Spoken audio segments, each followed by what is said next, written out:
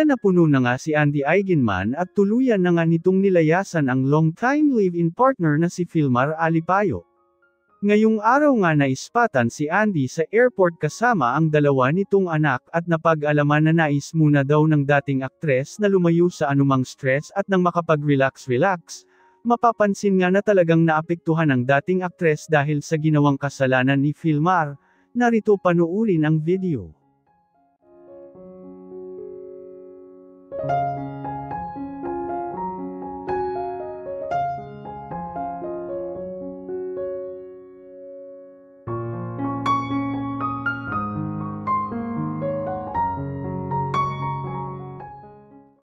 So, alam niyo ba yung issue ngayon kay Filmar and Andy Eigenman?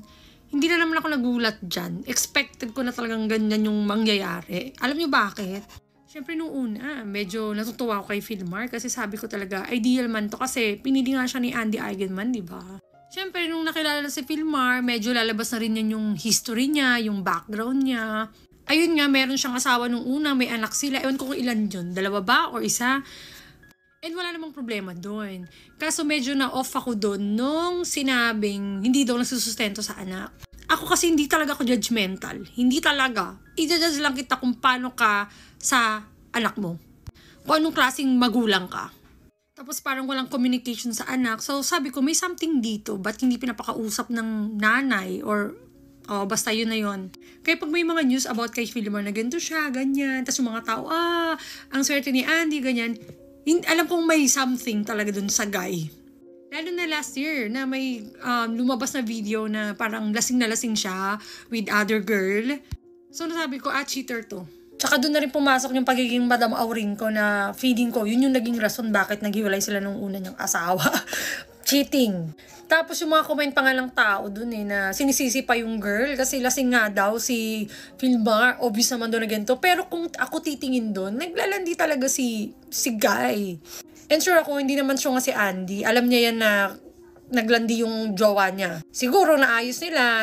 Ang mali pang nagawa ni Andy, kinall out niya yung girl in public na pinahiya pa niya, sinabi pa niya, hindi daw ganung itsura yung papatulan ni Filmar. Well, gumaan rin yung loob niya dun. Gusto niyang pahiya yung babae. Gusto niyang sabihin, mali talaga yung babae. Pero hindi niya alam, napaka-big mistake nun. Kasi parang tinolerate niya yung pag-cheat nung asawa niya.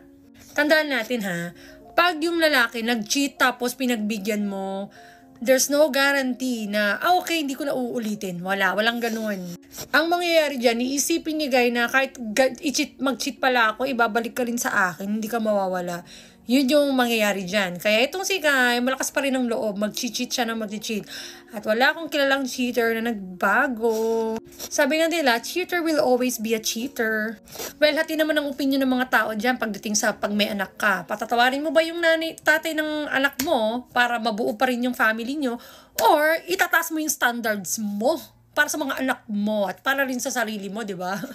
At kahit anong piliin mo dyan, may masasabi pa rin naman yung mga tao sa paligid mo. Kaya, make sure ang pipiliin mo is yung kung ano yung ikabubuti mo, lalo na para sa mga anak mo.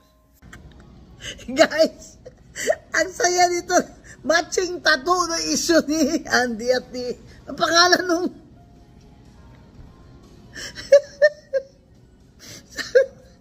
Nagpa-matching tattoo sa best friend ni Andy, yung husband niya, ang tato 2, 2, 4, no?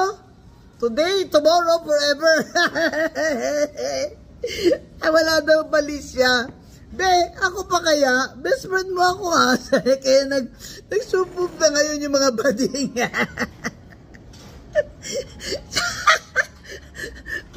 Nagsuspoop sila sa akin ng isa. Best friend mo ako. Hindi kita, itatraido rin, no? Tattoo lang ito. Nakalagay 7-11. Sabi ng best friend. Ganun wala nga mali siya yan. Pok! Sino to?